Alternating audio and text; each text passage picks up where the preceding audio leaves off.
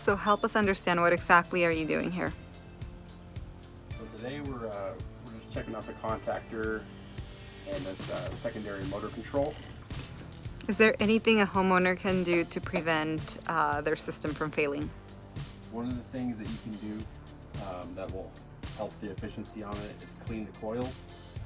Make sure this thing is clean, free of any debris or any leaves you see around here on the side. This will help the airflow in the condenser, help it run more efficiently and more smoothly. Great. What kind of cleaners or equipment does the homeowner need to use to keep their system clean? One of Is the there things you anything? can do is just like a shop vac. You can shop vac all the leaves, or you can use just a regular garden hose. Just make sure the power is off.